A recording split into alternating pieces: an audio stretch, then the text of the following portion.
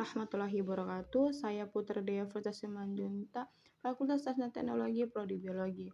Di kesempatan kali ini saya akan menjelaskan tentang ruangan dan alat yang berada di laboratorium kultur jaringan. Tahukah kalian apa itu ruangan dan peralatan laboratorium kultur jaringan? Yuk kita pelajari bersama-sama.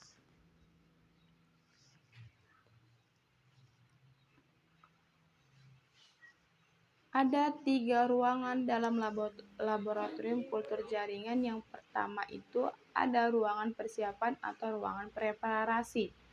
Yang kedua yaitu ada ruang inokulasi atau ruang tanam dan ruang transfer. Yang ketiga yaitu ruangan inkubasi atau ruangan kultur. Yang pertama yaitu ruangan persiapan atau ruangan preparasi. Ruangan ini memiliki fungsi yang pertama yaitu untuk membersihkan alat seperti botol media, gelas ukur, dan alat-alat gelas lainnya. Yang kedua yaitu untuk persiapan dan sterilisasi media. Yang ketiga yaitu untuk penyimpanan alat-alat gelas. Yang kedua yaitu ada ruangan inokulasi, ruangan tanam, atau ruangan transfer. Ruangan ini juga memiliki fungsinya, yaitu yang pertama, untuk sebagai tempat melakukan proses inokulasi atau proses penanaman eksplan, multiplikasi atau subkultur, penjarangan planet. Yang kedua yaitu ruangan ini dilengkapi dengan AC dan terdapat alat laminar airflow untuk melakukan proses inokulasi dan subkultur. Yang ketiga yaitu ada ruangan inkubasi atau ruangan kultur. Ruangan ini juga memiliki beberapa fungsi yang bisa kita ketahui. Yang pertama itu untuk penyimpanan eksplan hasil inokulasi atau subkultur. Yang kedua yaitu dilengkapi dengan rak kultur. Yang ketiga yaitu pencahayaan lampu neon sebagai sumber cahaya. Yang keempat itu ada AC. AC ini berguna untuk mempertahankan suhu yang tepat untuk pertumbuhan eksplan. Adapun peralatan-peralatan yang berada dalam laboratorium kultur jaringan. Yang pertama itu ada alat laminar airflow. Laminar airflow ini merupakan kabinet yang digunakan untuk isolasi, inokulasi, dan subkultur. Alat ini harus steril dan bebas dari kontaminasi. Alat ini dilengkapi dengan sinar ultraviolet lampu neon. Laminar airflow ini bisa diganti dengan pencast atau kotak tutup yang terbuat dari kaca.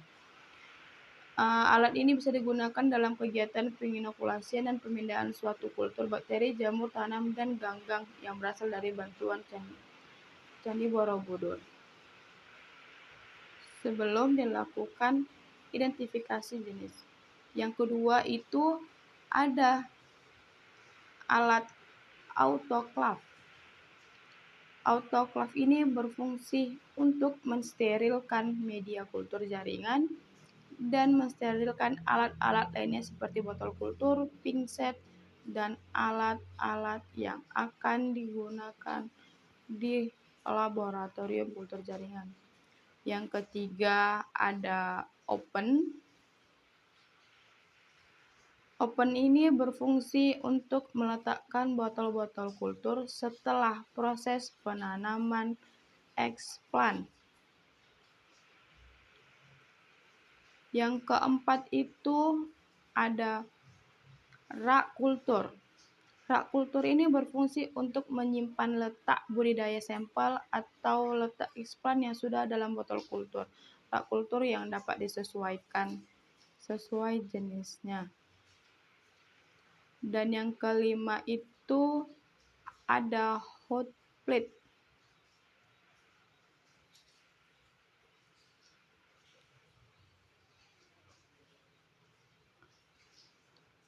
Nah, yang kelima ini ada hot plate, di mana hot plate ini biasanya bersamaan dengan habit sparing yang berfungsi untuk menghubungkan media-media senyawa dalam media kultur dan untuk memanaskan suatu media yang akan digunakan. Yang berikutnya ada shaker. Shaker ini berfungsi untuk mengkocok botol kultur dan digunakan untuk mengkocok eksplan yang ditanam pada media kultur jaringan. Selanjutnya itu ada alat timbangan digital. Timbangan digital ini digunakan untuk menimbang atau mengukur bahan-bahan yang akan digunakan pada praktikum di laboratorium kultur jaringan. Dan yang terakhir ini ada botol kultur, di mana botol kultur ini berfungsi sebagai alat atau media yang digunakan untuk menanam eksplan dan disesuaikan dengan kebutuhan dan digunakan dengan ukuran sesuai atau ukuran yang kecil. Sekian penjelasan dari saya, semoga bermanfaat. Wabillahi taufiq wal hidayah. Terima kasih dan sampai jumpa.